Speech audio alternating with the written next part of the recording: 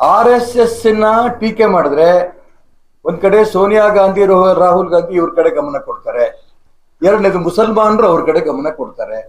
ಆ ದಿಕ್ಕಲ್ಲಿ ಅವರಿಗೆ RSS ಭಯ ತೋರಿಸಿದ್ರೆ ತಾನು ರಾಜಕೀಯದಲ್ಲಿ ಗಟ್ಟಿ ಆಗ್ಬೇಕು ಅನ್ನಂತ ಭ್ರಮೆನಲ್ಲಿದ್ದಾರೆ. ಅವ್ರ ಅಪ್ಪ ಕಳೆದ ಬಾರಿ ಸೋತ್ರು, ಮಲ್ಲಿಕಾರ್ಜುನ್ ಖರ್ಗೆ, ನೆನಪಿರ್ಲಿ. ಅದಕ್ಕೋಸ್ಕರ ಹೇಳ್ತಿರೋದು, ಅಧಿಕಾರ ಶಾಶ್ವತ ಅಲ್ಲ. ಇಡೀ ದೇಶದಲ್ಲಿ ಅನೇಕ ವರ್ಷ ಕಾಂಗ್ರೆಸ್ ಆಡಳಿತ ನಡೆಸ್ಕೊಂಡ್ ಬಂತು. ಅವಾಗ RSS ಬಲಿಷ್ಠವಾಗಿರ್ಲಿಲ್ಲ. ಈಗ RSS ದಿನ ದಿನ ದಿನ ಬಲಿಷ್ಠ ಆಗಿದೆ.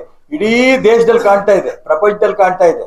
ಒಂದೊಂದು ಊರಿನಲ್ಲಿ ನಡೆದಂತ ಮೆರವಣಿಗೆಗಳು, ಶಿಸ್ತುಬದ್ಧ ಸ್ವಯಂ ಸೇವಕರ ಮೆರವಣಿಗೆಗಳು ನೋಡಿದಾಗ ಯಾರಿಗಾರು ಹಿಂದುತ್ವ ಜಾಗೃತಿ ಆಗುತ್ತೆ.